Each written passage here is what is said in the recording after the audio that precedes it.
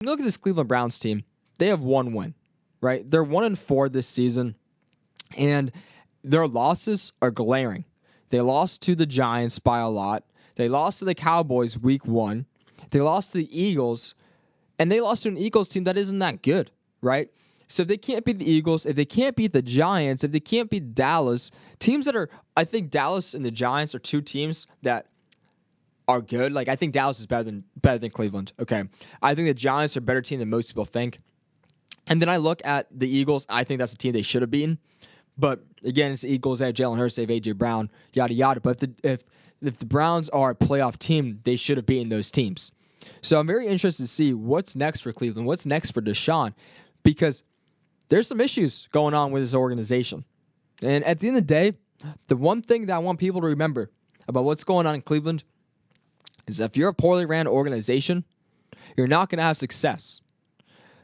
Look at the teams in the NFL who've always been bottom of the barrel. The Cleveland Browns, the New York Jets, the Carolina Panthers. The bad teams always find a way to get in their own way.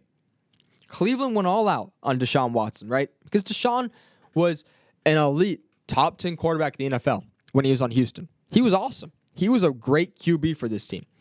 And he led them to the playoffs, had unlimited success. And Cleveland said, we're a quarterback away. We got Garrett. We got Denzel Ward. We got Chubb. We got Amari. We got one of the best O-lines in the country. Or I should say in the league. Let's move off of Baker. Right? Yes, he's good, but let's move off of Baker. Let's go after Deshaun. Let's mortgage our future for Deshaun Watson. And let's make him the first fully guaranteed quarterback. They went all out, and they brought in Deshaun Watson. Deshaun didn't do well. And his team has gotten worse and worse and worse as the years have gone on with Deshaun. And I bring this up to say bad franchises always get in their own way.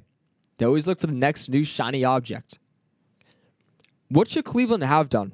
I know hindsight's 2020, but what should the Browns have done? They should have just kept Baker. Why?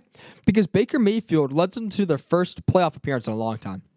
Then Baker Mayfield won them their first playoff game in a very long time. He brought a lot of excitement to the Browns and to Cleveland. And what we're seeing right now in Tampa is that Baker is a top 12 quarterback in the NFL. And if he has the right pieces around him, he's even more elite. So Baker was the solution for Cleveland. But what does Cleveland do? What do bad franchises do? They look for the new shiny object, and they bring them in, and they hope and they pray for the best things. But unfortunately, the best things aren't always the best things. The shiniest things aren't always the best treasure. They bring in Deshaun, and right now, it looks like they're going nowhere. Look at the New York Jets. Now, granted, I like what the Jets did. I think they're a good team.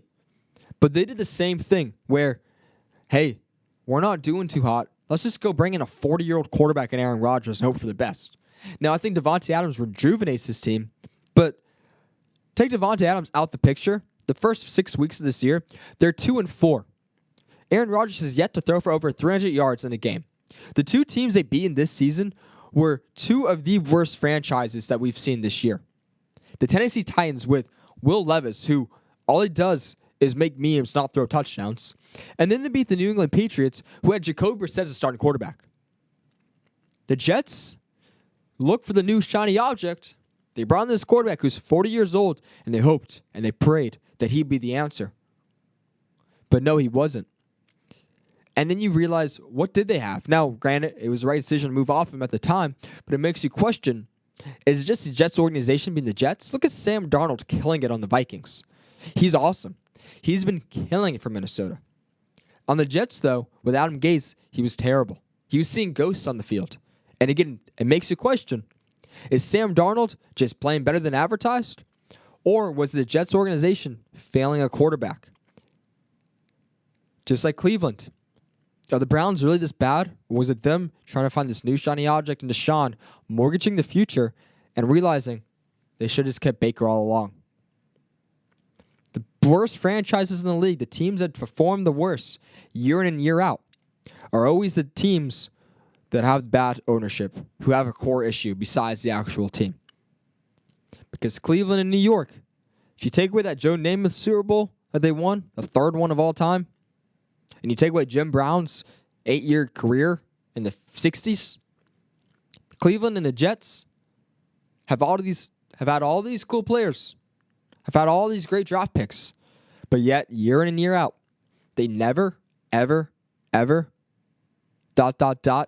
ever make the playoffs. And if they do, they never have success. And when they do, they get in their own way.